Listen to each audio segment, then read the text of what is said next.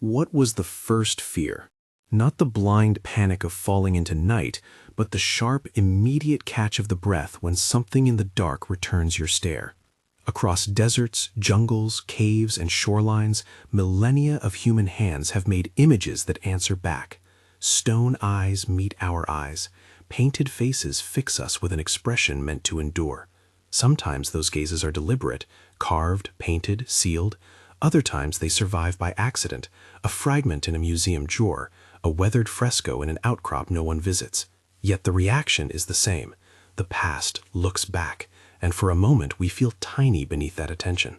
This is not a catalog of curiosities for the thrill of the strange. It is a question about human response. Why does a carved face in a clearing make the same emotional reflex as a sudden figure in a cave? Why do societies hide certain images, seal certain doors, and in some cases repaint their own ancestors as if afraid they might be forgotten or misunderstood? Those decisions, by communities, by priests, by state institutions, tell us as much about us now as any artifact tells us about its maker. Imagine stepping off a jungle path and encountering a face 10 feet tall, not a mask hung on a tree, but a head cut of basalt, shoulders perhaps lost in vegetation, pupils suggested by shallow hollows. The Olmec colossal heads are an immediate test of that human response. Their scale imposes an assumption. These were not idle toys. They demanded ceremony and effort, quarrying, transport over miles of swamp and river, then placement in plazas that once thrummed with people. Mainstream scholarship understands them as portraits of rulers, commemorative sculptures, expressions of power and identity by an emergent elite in the Gulf lowlands of southern Mexico between roughly 1500 and 400 BCE. Technical studies of carving techniques, quarry sources, and the logistics of moving tons of stone have cemented this interpretation. The faces are human faces, their features individualized. Many scholars read them as likenesses of named leaders, perhaps wearing helmets or ritual regalia. And yet, the heads provoke something else in the public imagination. Their faces are blunt, the eyes deep set, the mouths compressed. To some viewers, they look other, an impression that fuels speculation about contacts and influences beyond the region. Those ideas are not absent from academic discourse, but they are contested. When mainstream archaeologists point to local continuity of technique, burial contexts, and iconographic parallels within Mesoamerica, alternative readings hinge on superficial resemblances and circumstantial anomalies, the head's size, certain facial proportions, and the difficulty of transporting them over distance. The evidence for direct contact with distant civilizations is weak to absent in rigorous peer-reviewed literature. The polite, cautious conclusion is that the Olmec were innovative, working within local traditions and social demands that led to monumental portraiture unmatched in the region's earlier record. What adds a second layer of intrigue is how some of these heads were treated by later actors. Colonial-era accounts and archaeological recovery show acts of destruction and displacement. Spanish and post-contact episodes disturbed sites. Subsequent modern excavations revealed truncated or buried heads. Today, many of the colossal heads stand in archaeological parks, in visitor centers, and in regional museums under the custodianship of Mexico's national heritage authorities. For local communities, these objects carry the weight of ancestors and historical identity. Their visibility is public, but their interpretation remains contested territory, a point where national narrative, local memory, and scientific inquiry meet and do not always agree. A different sort of gaze waits in the rock shelters of Australia's Kimberley Plateau. Here, painted faces that local people recognize as Wandjina confront visitors with a different set of obligations. For the custodians, the Aboriginal peoples of the Kimberley, these are not decorative motifs. Before discussing interpretation, it is essential to say, for the custodians, these images are living presences. The painted Wandjina figures, often characterized by a white face encircled by a dark halo and rimmed in red, are refreshed by community members across generations. The practice of repainting is part ritual, part care. It is an act of ongoing relationship, not mere restoration. From an archaeological standpoint, Kimberley rock art spans deep time. Radiocarbon, stylistic sequencing, and regional comparisons indicate a long continuity of painting, with the Wandjina tradition overlaying and interacting with earlier motifs. Mainstream researchers describe the Wandjina images as ancestral spirits central to local cosmologies, figures that embody weather, law, and creative force. Ethnographers and indigenous knowledge keepers emphasize that each painted Wandjina holds a place in a web of rites, responsibilities, and songlines that tie people to country. Yet the image's stark, mouthless faces and enormous pupilless eyes have repeatedly captured external fascination. To outside observers, a blank white face in shadow seems to smile and yet say nothing. That silent stare has been pressed into speculative narratives about lost technologies, about contact with the sky, before being pushed back by scholars and custodians alike. The rightful, measured stance is to treat such hypotheses as speculative and to foreground indigenous interpretation. Access to some Wandjina sites is restricted, both for cultural reasons and for conservation. Researchers who wish to document or study these paintings are expected to work in partnership with custodial elders, and many documentary accounts stress this ethical boundary. These are not artifacts to be owned, they are living images requiring permission and respect. If the Wandjina remind us that a living tradition can meet a modern gaze and respond, then the small clay figures dug from strata in Japan's Jomon sites force a different question. Dogu figurines, the hunched, often highly stylized clay figures that date from roughly 14,000 to 300 BCE, carry exaggerated eyes, sometimes appearing goggled, and bodies that are abstracted into curves and ridges. Archaeologists read dogu as ritual objects, representations of fertility, illness, or shamanic personas. Their distribution across the archipelago, often in household contexts, suggests intimate use rather than display in public plazas.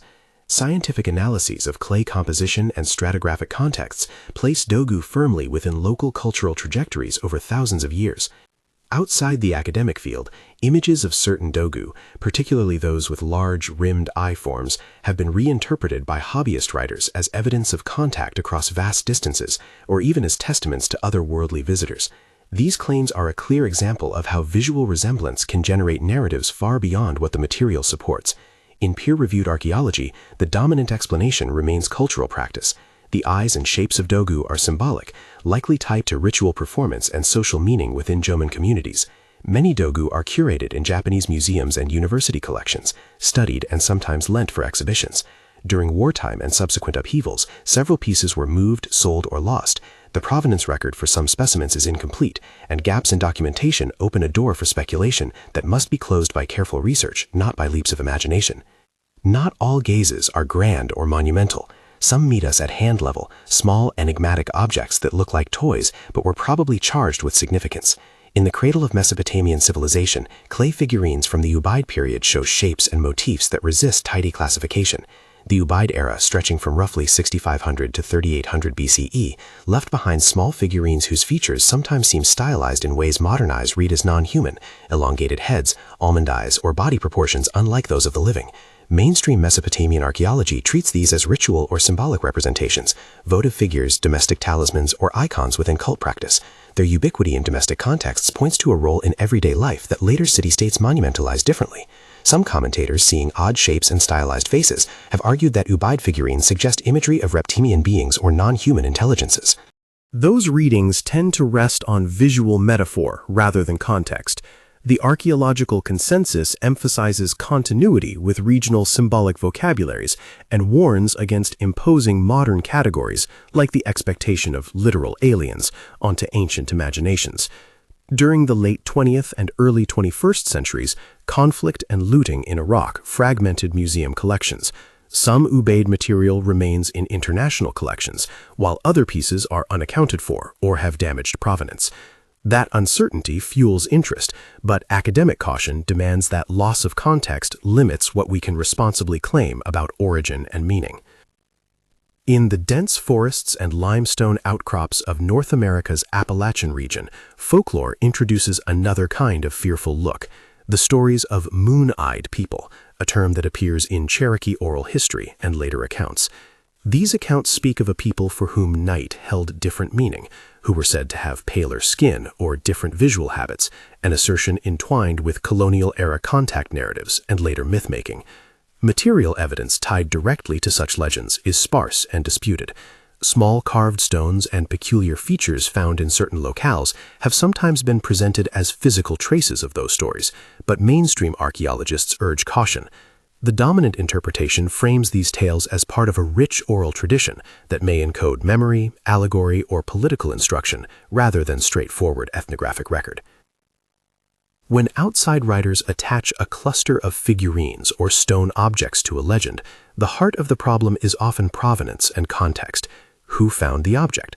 Where was it located stratigraphically? Can the discovery be independently verified? Archaeology thrives or collapses on such details. Without them, the appearance of a face in a stone becomes a mirror, reflecting the modern viewer's hopes and fears back at them. That reflex is exactly the phenomenon the first fear motif seeks to capture, the human tendency to ascribe agency and narrative to any face that meets our gaze. Faces, then, are the thematic glue of the first act. They come in many registers: colossal public portraiture that announces rule, small household figures that structure domestic ritual, painted beings that require ongoing community attention and violate our categories of artifact versus living presence. Each example forces a decision about access and interpretation. Are these objects for celebration in museums and classrooms? Are they under the guardianship of a living community? Do the conditions of discovery permit the rigorous analysis necessary to move beyond speculation? There is another common denominator beyond the eyes themselves: the way guardianship shapes meaning. Consider the different custodial regimes we have met so far. The Olmec heads are largely in public archaeological sites and national institutions that regulate research through permits and conservation standards. The Wandjina sites remain under the care of indigenous custodians who regularly repaint and perform rituals. Their permission governs who may document or publish images.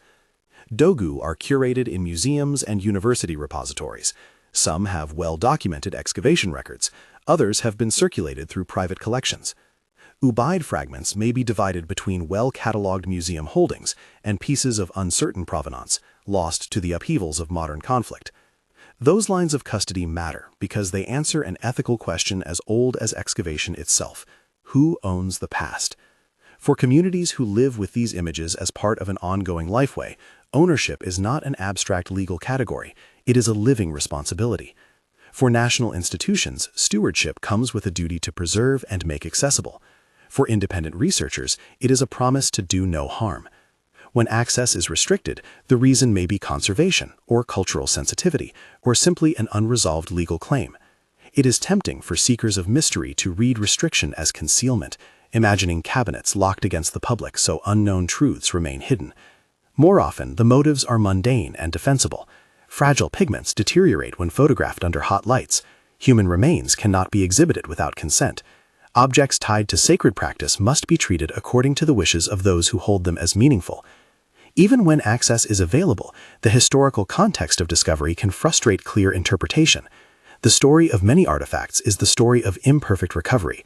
Old excavators did not always record their methods. Objects changed hands in markets. Photographs vanished from archives. That absence matters because interpretation depends on context. A figurine sitting on a kitchen shelf beneath a hearth suggests an everyday, domestic role. The same figurine found in a sealed tomb would point to funerary ritual. Archaeology is as much a detective story about loss as it is a celebration of find. And yet, despite all this, the emotional experience of encountering a face from the past remains immediate. To stand before a colossal Olmec head is to experience scale and intentionality. Someone carved this, invested labor and ceremony. To crouch in a shelter before a Wandjina figure is to feel a presence that is actively perpetuated by living people. To hold a Dogu replica in your hand is to sense a small, fragile intimacy with a maker long gone. Those responses are not evidence of anything other than our own cognitive wiring. Humans are primed to see faces, and faces prime us to respond. Perhaps that is why, when the subject turns to objects that seem to suggest otherness, the conversation so often leaps from visual reaction to explanatory extremes. A blank white face stares. We flinch. The mind reaches for narratives that will make sense of the surprise. Those narratives can be perfectly ordinary: a ritual symbol, a sculptural convention, the mark of a patron's identity. Or they can be extraordinary, reaching for contact, lost technologies, or suppressed histories. Good inquiry keeps both possibilities in view, but demands that claims meet methods. If an image could overturn a timeline, the burden is high: radiocarbon dating, stratigraphic control, chemical analysis, archival corroboration. Without that foundation, the image remains provocative and unresolved. After the faces come motifs of concealment, doors sealed in temples, vaults that local law or tradition keeps closed, caves that were never meant for casual visitors. A face can be public or private. A painted spirit may be both revered and protected. The transition from being seen to being hidden is quick. Seal a mouth in paint, and the gaze becomes eternal. Close a stone door, and an entire archive may disappear into darkness. Sometimes an object's guardians choose to hide it for reasons that deserve respect: sacredness, community safety, legal regulation. Sometimes records are lost through negligence, war, or accident, and the secrecy that results is unwelcome, a barrier to knowledge. There is another layer: how modern institutions handle anomalies. When a museum or university acquires an object that unsettles established narratives, the choices are managerial: conservation, cataloging, controlled publication, or limited access. Those decisions can look closed off to an anxious public. Within professional circles, the response is often methodological: assemble provenance, test, and publish findings with peer review. For the public, however, the lack of immediate disclosure transforms skepticism into suspicion. That is why transparency, when possible, must be the default. Sound protocols for analysis and ethical collaboration with custodians are the only avenues through which the past can be examined without trampling contemporary rights. One early example of contested access, an emblematic case of how a map can stare back at us, is not a carved face, but a sheet of parchment that purportedly redraws a coastline, the Vinland map. In the mid-20th century, a map surfaced that, if authentic, would place parts of North America on a medieval chart. The mainstream scholarly response has been mixed and heavily technical. Paleography and codicology point to a medieval origin for the parchment itself, although the ink and the map's features provoked skepticism. Scientific analysis of inks and binding media has led to extended debate. Was the map drawn when the parchment was made, centuries ago, or is the cartographic detail a later addition? Yale University, which held the map for study, found itself at the center of a prolonged argument over provenance and the limits of institutionally controlled evidence. The Vinland episode is less a demonstration than a case study in how documentary artifacts generate deep, unresolved inquiry, precisely because they sit at the boundary between the visible record and the interpretations we demand of it. But maps and parchments are one type of gaze. Other objects ask us to peer into darkness itself: a sealed vault, a narrow cave mouth, a tomb whose door has remained closed for generations. In regions as far apart as southern India and the high jungle of Ecuador, there are recorded cases where a single doorway or a sealed chamber has become the locus of stories. For guardians, the reasons for sealing may be religious or legal. For scholars, sealed doors are both tantalizing and vexing. What might we learn if permission were granted, or if the entrance were opened under controlled conditions? Documented examples show the consequences of both restraint and breach. When official courts order access, as happened in certain temple audits, the process is legal and slow. When independent explorers force entry or publish unsourced accounts, the result is chaos. Artifacts lose context and trust is damaged. All these tensions between seeing and hiding, between curiosity and custodianship, between rigorous testing and popular imagination, feed into the motif we return to again and again: the first fear. It is the reflexive human surge when a face, a map, or a sealed doorway compels us to answer. That answer can be intellectual, ethical, or spiritual. It can also be impatient and ruinous. Near the end of the first sequence of examples, it is worth pausing with a concrete scene. Picture a museum gallery: careful lighting, temperature control, placards with dates and catalog numbers. Glass cases reflect lights in the faces of visitors. In the center, under a soft beam, sits a small, anonymous figurine, whose eyes, perhaps mere incised arcs, still seem to return a look. Behind the curator's glass, the object is both protected and estranged. On the other side of the gallery, framed photographs document an earlier excavation. The image is grainy, the coordinates written in a faded hand, the field notes incomplete. A scholar gestures to the notes, pointing out where context is missing. An elder from a nearby community slides alongside and reminds everyone that the figure is part of a living story. In that moment, the room divides into different concerns: conservation, publication, custodial rights, and they do not reconcile easily. If the first act concerns faces and the ethical entanglements they provoke, the next pivot will take us skyward. Faces that look back from stone and pigment have a sibling in images and structures that seem oriented upward: forms, lines, and depictions that address the heavens. Geoglyphs cut into desert plains, textual descriptions of machines capable of flight, and iconography that appears to bracket celestial aspirations join the same family of artifacts. They make contact with that part of human imagination that seeks to bridge ground and sky. Before we move to lines on the earth and the carved images of craft and flight, however, a cautionary note is necessary. Across every case we have touched, whether Olmec head, Wandjina painting, Dogu figurine, or Ubaid clay, there is a constant methodological demand. Label contested claims clearly. Distinguish what is demonstrable from what is suggested. When the past looks back and asks for a story, our responsibility is to tell one that honors evidentiary limits and the people who guard those objects today. Otherwise, the face that smiled in the dark will be replaced by 1,000 reflections of our own projections. If this question, the first fear, grips you, if these images make you want to look longer and read deeper, there are ways to pursue that curiosity responsibly. Subscribe for future episodes that unpack these cases in detail, and in the meantime, consider one rule. When an object is tied to a living tradition, treat the tradition's voice as central to interpretation. Seek out peer-reviewed studies, read excavation reports, and pay attention to provenance. Curiosity is necessary. Reckless appropriation is not. We will turn next to some of the Earth's great messages to the sky, carved lines radiating across plateaus, depictions of craft in sacred art, medieval pages that sketch devices of flight. There we will see how the gaze shifts from stone to skyward, and how the same mixture of reverence, restriction, and speculation appears again. For now, carry the image of a face in the dark, not a static relic, but a demand, a prompt to look back, to ask, and to proceed with respect. A dozen small, related stories stand ready to be told about faces and the ways cultures chose to keep them close or hide them away. One concerns a head left half buried beneath centuries of river silt, its lower contours still trapped where water once held hands with earth.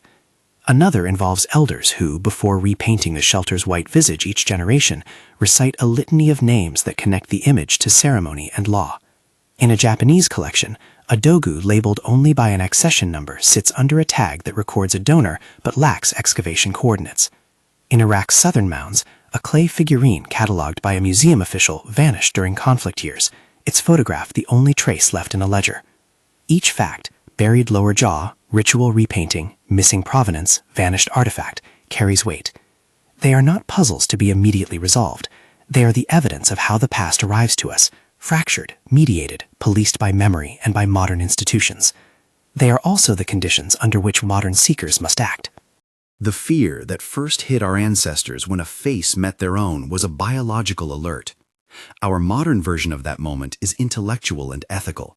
When something ancient looks back, do we rush forward to claim it, or do we learn how to ask and to listen? There is no single answer, but there are principles. Respect custodians' authority. Demand rigorous methods for extraordinary claims. Preserve context. Name uncertainty. Those rules do not dissipate mystery, they focus it. They make room for the kind of inquiry that can carry a question over generations without collapsing it into rumor. As we prepare to leave the carved faces and painted shelters for images that address the heavens, hold this scene. A narrow cave mouth at the edge of a valley. Light falls in a thin band across dust motes. The mouth seems almost human in its proportions, rounded, ovoid, a sealed threshold. Someone long ago set a small painted figure just inside, and centuries later, a family in the valley still tells a story about that place. By day, the mouth appears black and impenetrable. By night, a storm of stars above it invites the imagination.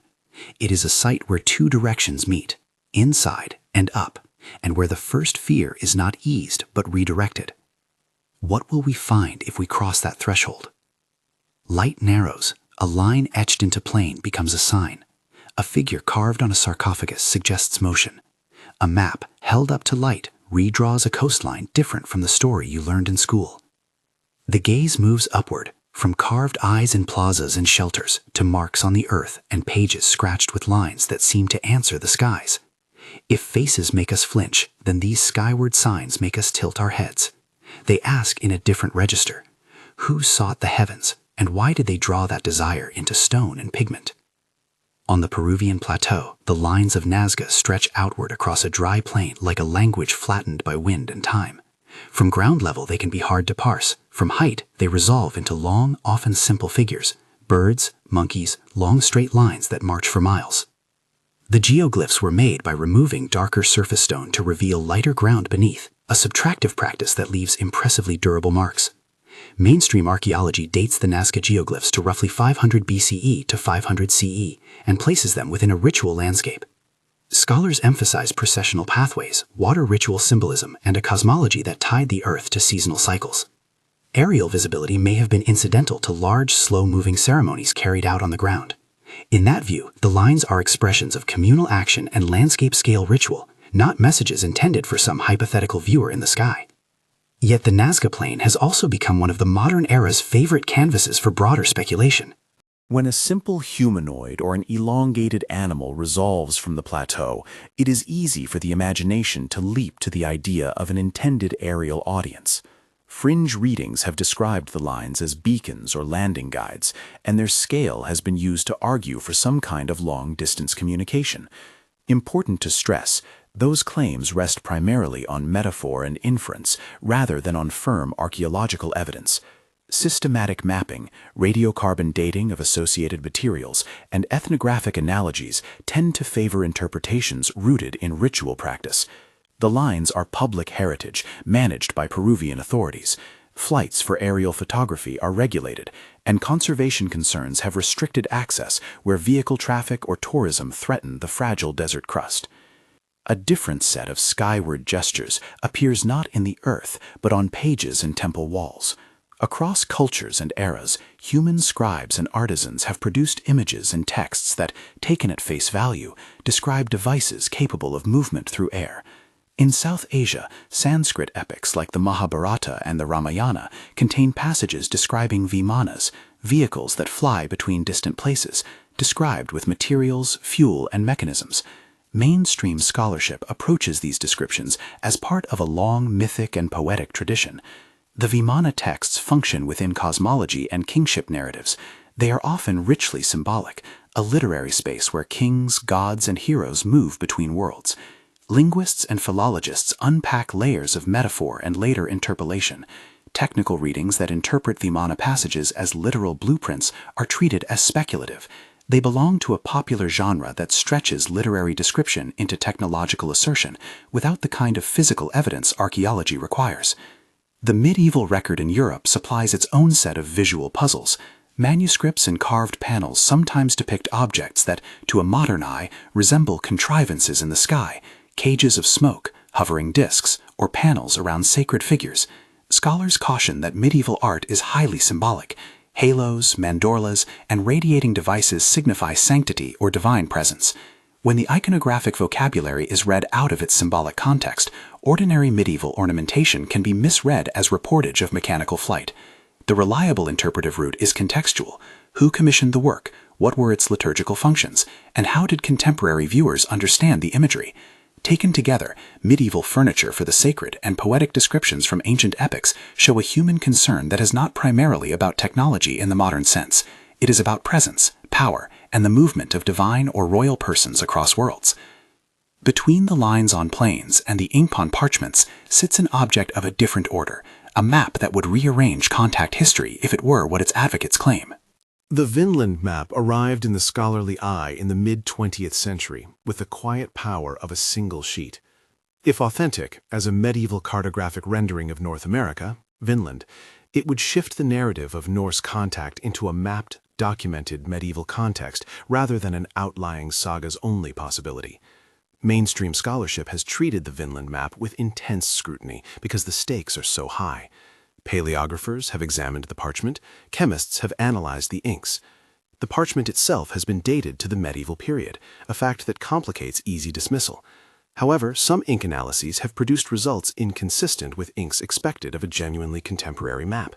Critics argue the cartographic detail may have been added later to an older sheet, or that the map's chain of custody is insufficient to validate its origin story. Yale University's involvement, housing, and facilitating study placed an institutional spotlight on the debate. For many historians, the map remains an instructive case of how documentary artifacts can appear to promise clear historical revision and instead produce protracted technical debate. The map is accessible for study to qualified researchers under institutional protocols, but its contested status continues to make headlines whenever a new analysis emerges. Not all documents demand laboratory analysis to make their claims invisible or visible.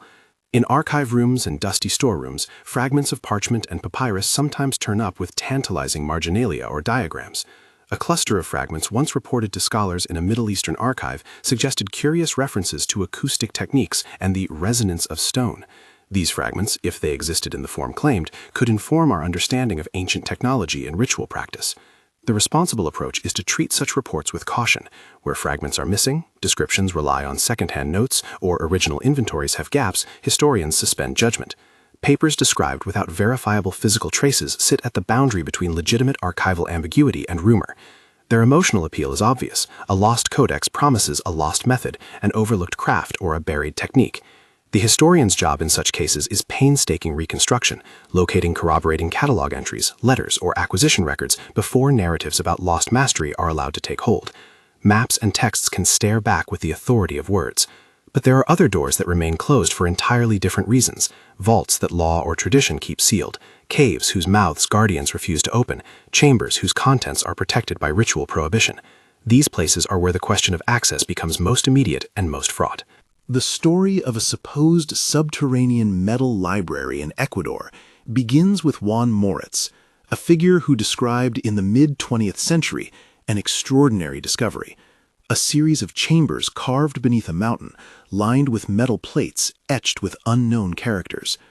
According to Moritz and some later participants, explorers entered the Tayo cave system in the 1950s and 1960s and reported polished walls, engraved plates, and corridors of an otherworldly finish. Neil Armstrong's name appears in some later accounts as a participant or visitor in a 1976 expedition. Participants in those expeditions have offered varying testimonies about who was present and what was observed. Mainstream archaeology has treated Moritz's story with skepticism for several reasons. The physical plates he described were not produced for independent study in rigorously documented contexts. Documentary records and photographs have been inconsistently archived, and some of the published claims rely on participant recollections rather than on stratified excavation or peer-reviewed reporting. That is a precise way of saying what matters. Extraordinary claims require extraordinary evidence. When objects are reported but not curated, when photographs or field logs cannot be independently verified, the narrative becomes, at best, a complicated mixture of memory, myth, and personal conviction. For the custodians of land, local communities, and national authorities, the story is even more complex. Some local elders insist the caves are sites of ancestral power that must not be casually entered. Conservation concerns and respect for indigenous custodianship can be legitimate reasons for restricted access. When explorers publish sensationalized accounts without community consent, they undermine local authority and damage the possibility of carefully managed ethical research. The Tayo episodes, including varying participant testimonies and inconsistent documentation, are a study in why archaeology cannot rely solely on anecdote. In southern India, a different challenge to openness has been legal as well as cultural. The 7 vaults associated with the Padmanabhaswamy Temple in Kerala became the subject of an intense public audit in the early 21st century. Several vaults were opened under court supervision and produced a ruined wealth of objects and coins, while at least one vault famously remains sealed. Those who guard the temple's inner chambers, priests and traditional trustees, have argued that certain spaces are sacred, that opening them contravenes religious law or the custodial duties passed across generations. Indian courts, national archaeologists, and heritage managers have all had roles in adjudicating access. For outsiders, the sealed door is an irresistible symbol. For custodians, it is a boundary of law and identity. The legal proceedings around Padmanabhaswamy illustrate the central tension. Sometimes secrecy arises from custodial belief, sometimes from regulatory protection, and sometimes from fearful bureaucracy. Whatever the cause, the result is that a sealed vault becomes a locus of competing sovereignties: the state's right to inventory heritage and the community's right to define how that heritage is treated. Other contested subterranean stories slide toward fiction when evidence thins. The Drapa stones, engraved discs claimed by some to be buried in Himalayan caves, have traveled through popular literature and fringe magazines despite serious questions about provenance and authenticity. The fragments that first circulated cannot be independently verified in many cases. Photographs and catalog entries appear after the fact, sometimes with gaps. Similarly, the Nampa figurine, purportedly dredged from deep strata in Idaho in the late 19th century, has entered the lore of anomalous finds, despite the lack of consistent documentation linking it to secure stratigraphic context. Each of these items is a lesson in how badly recorded discoveries seed narratives that outpace the evidence. It is important to name what such stories do. They redirect inquiry away from method and toward speculation. That temptation is part of the human condition. We prefer stories that fit cleanly into a romance of discovery. But in archaeology, romance often collapses under the weight of missing field books, absent photographs, or undocumented chains of custody. In the end, the balance of probability rests on the same tools every historian and archaeologist uses: context, comparanda, material analysis, and peer review. When sealed spaces finally open under controlled conditions, the results are rarely cinematic. They are catalogs, inventories, samples collected for laboratory analysis. The reward of patience is often a less sensational but truer understanding. Where vaults have been opened with proper oversight, conservators assess material, museographers plan for preservation, and scholars write careful reports that slowly reconstruct histories. Where vaults remain sealed by custom or law, dialogue and mediation between courts, between museums and custodians, between scientists and elders are the routes forward. In practice, the best projects are collaborative. They combine non-invasive technologies like ground-penetrating radar and photogrammetry with legal respect and community consent. Those methods let researchers document without destroying and let custodians retain agency over what is revealed. That pragmatic insistence, do the work without trampling the people who live with the objects, brings us to a difficult, almost cinematic moment: entering a tomb for the first time in centuries and confronting a lid whose imagery arrests the eye. In Palenque, a late classic Maya city deep within Chiapas, Mexico, Alberto Ruz Luier and his team in the late 1940s made such an entrance. They tunneled into a substructure beneath the Temple of the Inscriptions and found a staircase that led to a sealed chamber. There, in the darkness interrupted by the archaeologists' lamps, lay the tomb of a king, later identified as Kinich Janab Pakal, Pakal the Great. The sarcophagus lid that covered his burial is carved with a complex scene: a reclining figure, vegetal motifs, cosmological panels. For many Maya specialists, the imagery is dense with funerary symbolism, depictions of the world tree, the moment of death and rebirth, and elements of Maya cosmology that relate the king's passage to cycles of maize and the movements of the heavens. The mainstream interpretation reads the carving as an elaborate, theologically charged depiction of celestial and underworld journeys, consistent with Maya iconography. And yet, the Palenque lid has become the most famous single object in popular debates about what ancient images mean. A very small set of readers see in the reclining figure the semblance of a pilot at the controls of a machine. They point to a rounded surround, a panel of glyphic detail, and the figure's outstretched pose as suggestive of an operator in a cockpit. Scholars push back for good reasons. The iconography aligns with established Maya visual language, and the motifs have parallels across contemporary monuments and ceramics. Alberto Ruz's meticulous excavation documented the tomb context and produced a catalog of ceramics and bones that fit within expected mortuary patterns. The weight of archaeological methods supports the mainstream reading. Nonetheless, the popular image, a man apparently piloting a craft, resonates strongly with modern viewers precisely because it combines the face-in-the-dark motif with a scene that looks like someone inside a sealed, enclosed device. Two elements make the Palenque lid emblematic of the video's central question. First, the carved figure's face and posture return a kind of attention to the viewer. It is not a neutral object. It is a composed narrative meant to be read by contemporaries who knew the symbolic code. Second, its discovery in a sealed tomb, lifted into the light after a long dark, gives the encounter all the hallmarks of the first fear: a human-made image unexpectedly present in an intimate protective space, confronting modern eyes across the gulf of time. Unlike many speculative readings, Palenque has been documented, excavated, and described in scientific literature. That documentation is why it remains a responsible site of debate rather than an unsourced rumor. If Pakal's lid is the emblem of a face inside a closed thing, another emblem is the story of documents or objects that vanishingly pass from public record into silence. The archives are full of files whose gaps matter, photographs with cut corners, Field journals that stop mid-sentence, curatorial registries that later contain strange accession numbers with no corroborating correspondence. Sometimes the silence is bureaucratic, archives misfiled during war, catalogs eaten by pests, hard drives corrupted in the age of digital record-keeping.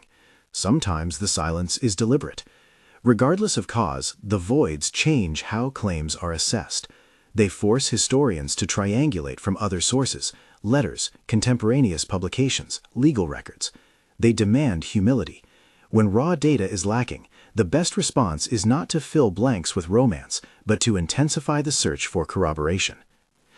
There is, too, an ethical frame we return to with increasing insistence. Living traditions often insist that certain images or spaces are not ours to own. For the custodians, some objects are living persons, folded into law and ritual. Wandjina painting in the Kimberley, the sealed vaults in South India, and community-held shrines in Ecuador and elsewhere all present that same claim in different idioms. Anthropologists and archaeologists long argued over whether material culture or oral tradition should have interpretive primacy. Today, ethical practice means both must be taken seriously. Science can ask its questions, but not on terms that erase the claims and lived reality of local people. The emotional stakes of these choices are not abstract. When early 20th century collectors removed objects from context without consent, communities often experienced spiritual and cultural dislocation. When contemporary scientists demand access without adequate consultation, trust erodes. Conversely, when research proceeds with dialogue and local oversight, communities can gain resources for conservation, institutions can gain access to invaluable knowledge, and scholarship can improve in nuance and accuracy. A governing ethos that foregrounds consent is not an obstacle to knowledge, it is a necessary condition of sustainable inquiry. That ethos shapes the final movement of our narrative, how to hold the question of the first fear without surrendering to spectacle. What does it mean to see an ancient face that seems to smile back? Often it is a provocation, a prompt to interrogate evidence, to confront gaps, and to reckon with the people who live in the shadow of those objects. The answer is never purely technical, it is also moral. There are practical steps to take if curiosity is the engine of a responsible quest. First, read the excavation reports and the peer-reviewed literature. These documents may be dense, but they are the first layer of evidence. Second, when studying images tied to living traditions, seek out indigenous voices and custodial statements. For Wandjina sites, for example, elders' explanations of repainting practices are central to understanding function and meaning. Ignoring those voices is both wrong and counterproductive. Third, favor non-invasive technologies where possible. LiDAR, photogrammetry, ground-penetrating radar. Tools that allow documentation without destruction. Fourth, insist on provenance. Unless an object's discovery context is secure, extraordinary interpretive claims should be treated as provisional. Fifth, support transparency. Institutions that document their methods and share data responsibly enlarge the circle of trust and improve the quality of inquiry. And yet curiosity cannot be restrained entirely by method. There will always be images that make the chest tighten. Looking at a dogu with its broad, incised eyes, approaching a half-buried Olmec head whose lips have been worn by time, standing before the palenque lid and seeing a figure curled inside a carved world. These encounters generate a mix of awe and unease that is neither proof nor disproof of anything. They are human experiences. They are the first fear reframed, not the panic of immediate danger, but the ancient cognitive press that a face or a sealed space exerts on a species built to read eyes and motives. So what smiled back in the darkness of the cave? Sometimes nothing more than paint that has lasted longer than the memory of its maker, a white face refreshed by descendants, sometimes a carved likeness of a leader whose cult endured after death, sometimes a set of marks on a map that may or may not belong to the hand of a medieval cartographer. Each of these is an answer shaped by different evidentiary logics. None is a closed book. In the end, the past looks back to insist on three things. First, that human beings have always made images to converse with the unknown.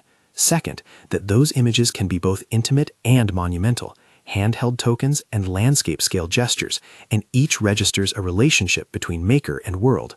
Third, that our response to those images reveals just as much about us as the images reveal about them. Do we treat an object as prey for headlines, or do we treat it as an interlocutor in a longer conversation, mediated by custodians, by law, and by method? If there is a hope to rescue from the tangle of secrecy and speculation, it is this: disciplined curiosity yields truths that spectacle cannot. Collaborations between communities, conservators, and scientists produce the kind of slow, resonant knowledge that survives beyond a single season of attention. Non-invasive surveys and respectful negotiation can open doors that were once closed, but only when access is earned and not demanded. Institutional transparency and the sharing of data counteract the vacuum that rumor loves to fill. And above all, when confronted with that momentary shiver, the breathless recognition that something in the dark is returning our stare, pause, document, and ask, who speaks for this object now? Who will care for it tomorrow? One last image then, as lights dim. Picture a team at the edge of a cave mouth at dusk. A conservator sets up reflectance equipment. An elder whispers a blessing and then stands to one side, watching. A scholar reads aloud the catalog entry, double-checking the coordinates. Cameras are set not to take intrusive flash, but to map light and shadow. Ground-penetrating radar rides atop the earth like a patient, careful animal. Negotiations happen at the table, agreements signed, concerns aired. The door remains a door until the right protocols are in place. That scene is the contemporary remedy to the kind of breathless plundering that turned artifacts into trophies in previous centuries. It is the only way to let the past look back at us and then be heard without being hurt. Which of these artifacts looked back at you? The fixed stare of a colossal head? The white, mouthless Wandjina face? The tiny gobbled Dogu? The lines of Nazca? The carved figure in Palenque? Comment below with the one that unsettled you most. Tell us why. And if you have a source or a book that changed how you see these objects, share that too. We will read the most thoughtful responses and reply. The first fear remains not a barrier, but an invitation to look, to question, to respect, and to learn. When the past smiles, or simply looks back at us through stone, pigment, or ink, our choice is not whether to see, but how to see. If we answer with patience, rigor, and humility, then perhaps the uneasy gaze will transform into a longer, quieter conversation across centuries, one that honors both those who made the images and those who today guard their meaning. Follow for more investigations into these places where the past still meets the present. For now, hold that image of a face in the dark and remember, curiosity without consent can wound. Curiosity with care can illuminate.